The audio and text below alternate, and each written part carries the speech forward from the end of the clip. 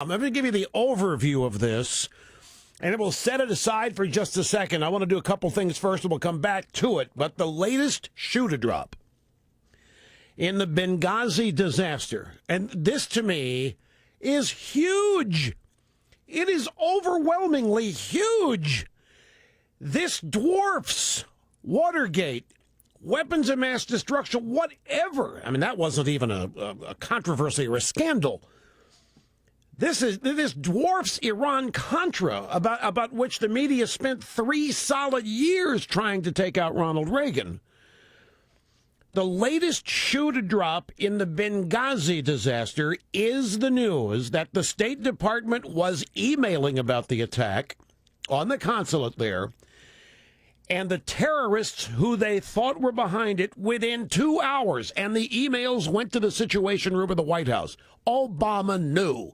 Now, the regime's excuse is, well, there's all kinds of stuff coming in there, and it took a while for it to be sifted. They tried this excuse when we were told that the CIA station chief had sent an email. This is the second bit of evidence now that the White House was told practically immediately what was going on and who was behind it. But the news now is that we have a terror group, Ansar al-Omar Sharif, whatever, claiming credit for it. Within 2 hours, they were holding up their hands saying, hey, look over here, it's us. And by the way, it isn't a video that has us mad. Oh, and by the way, we're just doing this because it's 9/11 and we know we can get away with it because we hate you. Folks, this is disqualifying to me. And it is being swept under the rug. You won't find news of this in the New York Times. You don't find CNN covering it. You will not find MSNBC covering it. They are covering this up. They are burying this. They're trying to do everything they can to make it look like it isn't any big deal. The White House had a little response. Well, there's so much stuff coming in here, it's impossible to keep up with. The State Department was emailing within 2 hours of this attack right to the Situation Room in the White House. And they were telling the White House the terror group they thought were behind it because the terror group was claiming credit, claiming responsibility. Now, the attack lasted for 5 hours, another 5 hours, a total of 7 hours this attack lasted.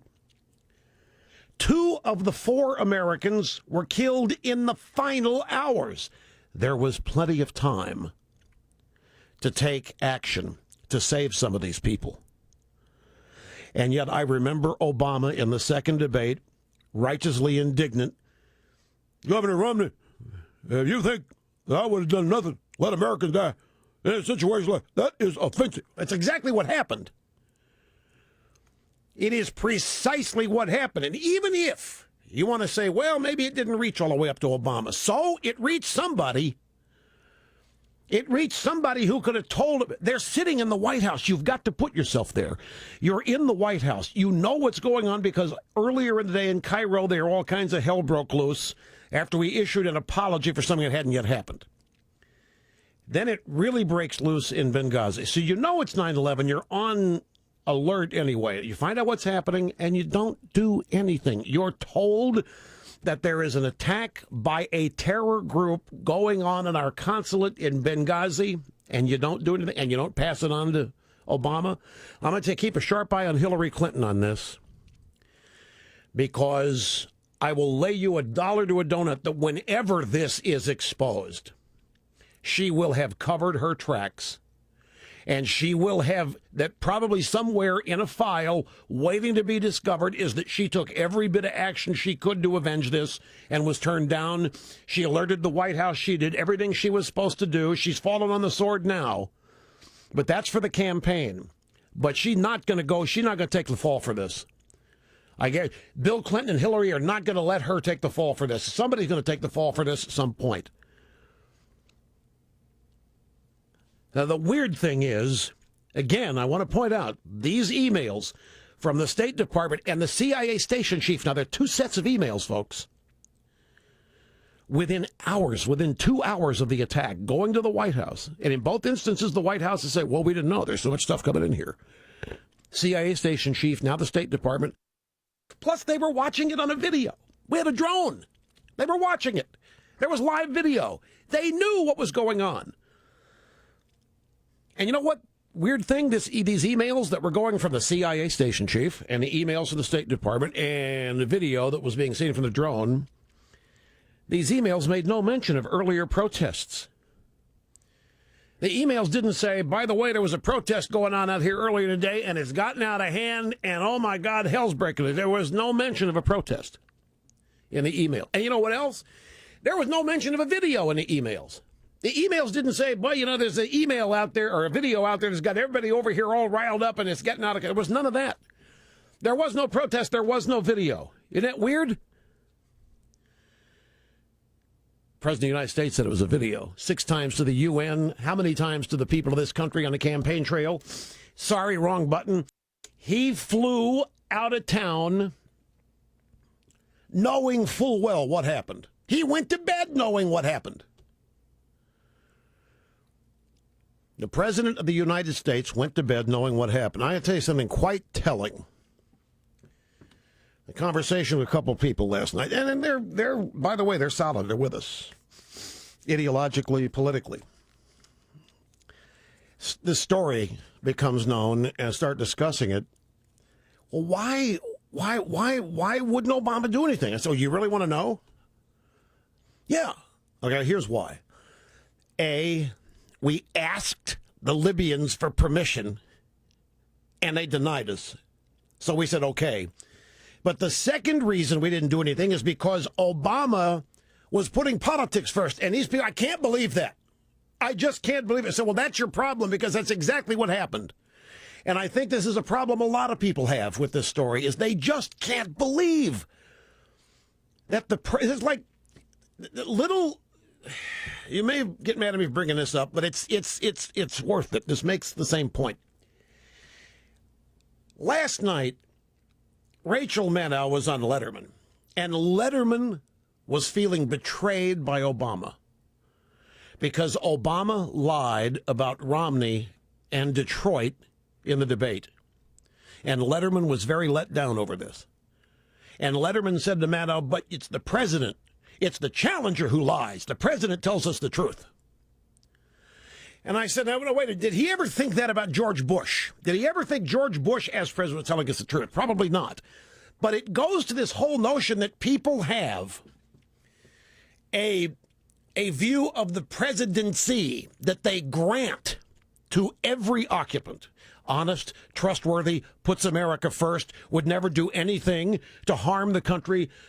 Economically, military, they just, there's a brick wall they run up against when you tell them. And I found it last night. When I said Obama had created this impression after getting bin Laden that he had wiped out terrorism. He had wiped out Al-Qaeda. It couldn't, so what happened couldn't be terrorism. It was putting his political concerns first. That's what people couldn't believe. So it's a tough thing to persuade really intelligent people. Either they do but don't want to believe it. But the President of the United States went to bed in all likelihood knowing what had happened in Benghazi, and then got up the next day and lied about it, and then proceeded to lie for 7 or 8 days and sent other members of his regime out to lie, Susan Rice and Jay Carney. In the real world, a real president would be forcing these people to resign if he was not leading the charge. If they had gone out and embarrassed his administration this way, they'd be forced to walk the plank. This is, I remember the Saturday Night Massacre in 1972. You may not remember that. Richard Nixon told the Attorney General to fire the special prosecutor looking into Watergate or something like this. It doesn't matter. I don't want to waste time getting the specifics of it. Point is, the AG refused to do it. Bork did it. Bork was next in line. Bork carried out Nixon's order. I was in Pittsburgh. I will never forget working at the radio station there, KQV. Everybody went nuts. on the following Monday talking about the Saturday night massacre and how outrageous Nixon was and how outrageous what he had done was, firing all these people, getting rid of all these people. It was a scandal and so forth. I'm telling you, this dwarfs that. And back in 1972, that was a huge point of controversy, a gross exercise, people thought, of presidential power. It was the president no longer being the president. It was the president being king. It was the president being dictator and firing people who might turn up dirt on him. Well, here we have President Obama, who went to bed knowing what happened and lied about it for 7 or 8 days thereafter. And by the way, continues to, for all intents and purposes. We had troops available to deal with this. There were troops an hour away in Italy. The president might be interested in knowing we have these things called aircraft carriers. Airplanes land on them. What happens is an airplane takes off from an aircraft carrier, goes and attacks enemies, and takes them out, and it comes back and it lands back on the aircraft carrier. We have all of those things. We have Marines still use bayonets, and we still have horseback soldiers and so forth. That happened in Afghanistan. The president may not have been aware that he had aircraft carriers in the region that planes land on and take off from, and they go out and complete missions, and they come back and they land. And we got these things they call submarines, and they go under the water, so no, the bad guys can't see them, and they're in the region too. And we got some naval assets in that region that could have been used. They could have been authorized to take action to save the lives of Americans. Remember, 4 dead, 7-hour attack. 2 of them died in the final hours. This government made not one move with full knowledge of what was going on to protect those Americans. We had hundreds of people watching in real time, folks, as 30 Americans were being attacked for 7 hours. Nobody rode to their rescue.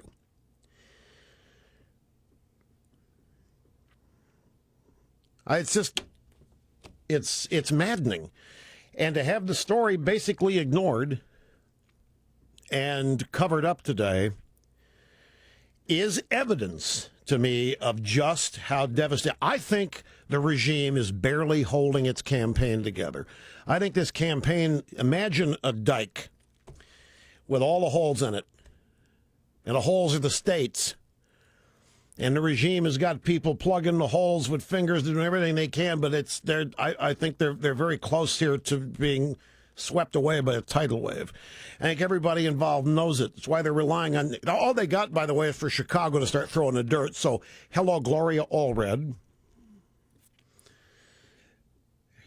And all of this...